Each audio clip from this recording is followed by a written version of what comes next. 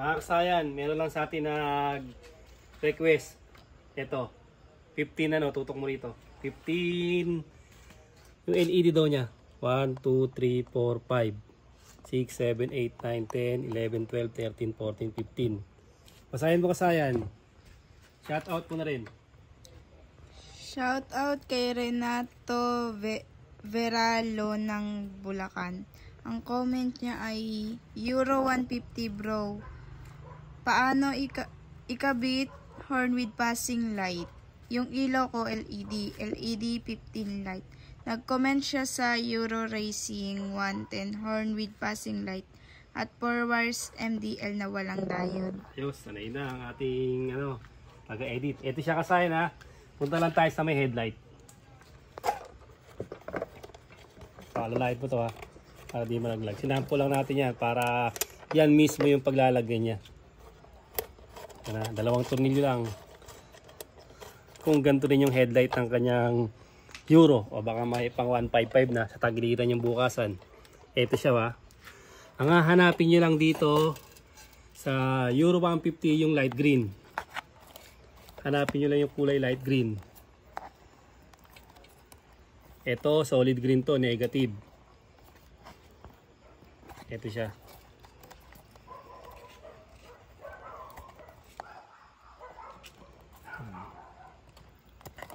Ano na kasi yung wire niyan, mahina na yung wire eh.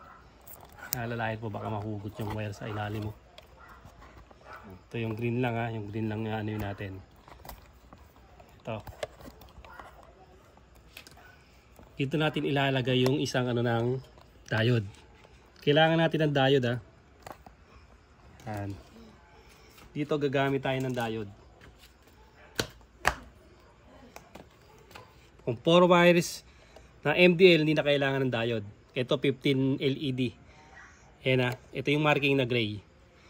Yung marking na gray, ilalagay natin sa ilaw. Kapag lalagyan natin.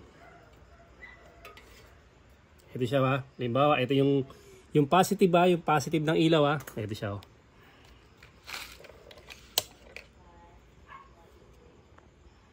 Lagay natin.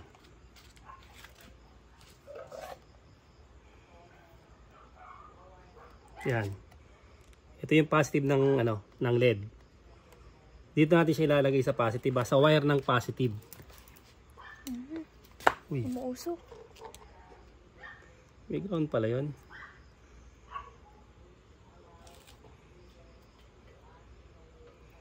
Ito yung ground. Tumikit sa Body ground. May body ground pala dyan. Dito, atras natin dito. Para hindi siya. Ito yung positive ha. Atras mo lang dyan dito. Baka kasi mahatak. Hindi, dun lang.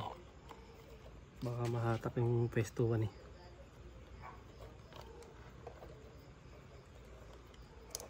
Nakaraan, wala naman itong body ground eh. Ito ngayon meron na. Sige natin baka nawala. Okay, meron. Ito yung positive ng ilaw. Siyempre nakalagay sa switch to eh. Nakalagay sa switch. Nakaporma na naman to sigurado sa natin eh. Sa nag-comment sa atin.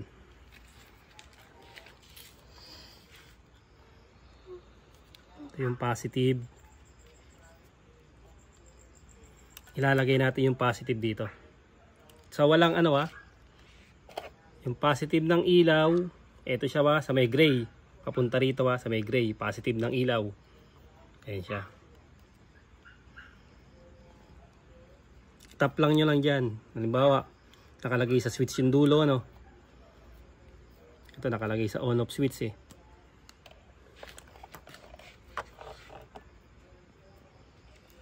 Ayan, ganyan lang gagawin. Tap nyo lang siya. Yung may lining na gray. 6 amperes na gamitin nyo kasayan. Ayan ha. Yung may gray ayun 6 amperes para medyo malaki-laki. Tapos yung isa, ito na yung sa may light green. Sa may light green natin ha.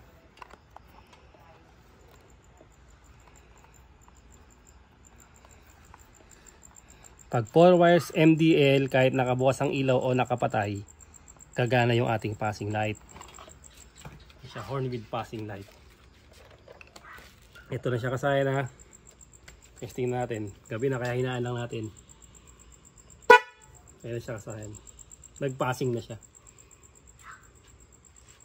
Pagka nakabukas yung ilaw, hindi lang siya magpapassing ha. Pag nakapatay lang siya magpapassing. Isa pa. Oh, pulang passing. Alam baka nahatak yung wire natin. Ayan na, natanggal na yung ano natin. Tagal na kasi itong ano na to eh. Ang tagal na yung ano natin, ang ilaw na to. Pero gumagana pa kaya lang. Kinain na yung ano. Yung, gabuk na lang yung ano niya, yung wire niya. Lumubog na. Okay na to kasaya kasi nagpassing na. Dito lang yung naging problema niyan. Nakita nyo naman na nagpassing na siya. Yung pinaka wire. Hawakan mo para di magdikit. Nadulo lang yung ano niya. Naubos na yung ano, yung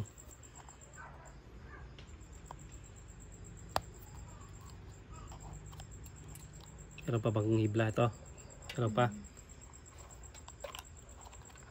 Basta meron pa yung hibla, magpapasing pa rin yan natin. Okay na kasayan. Ganun lang kasayan na. Positive lang nito ha. Positive lang ng 15 LED. Doon mo lang siya kasayan ilalagay. Passing ng 15 LED ha. Sa positive. Yung kulay red naman yun eh. Tapos yung diode papunta sa kanya wa. Yung walang ano. Yung may ano. Yung may lining na gray. Tutok mo sa lining na gray. Papunta sa ilaw. Yun. Tapos yung walang lining papunta sa may light green ha. Ayan, ganyan lang, light green. Tapos okay na yan, horn with passing na lang yan. Hanggang dito lang mga kasayan. Salamat sa panonood.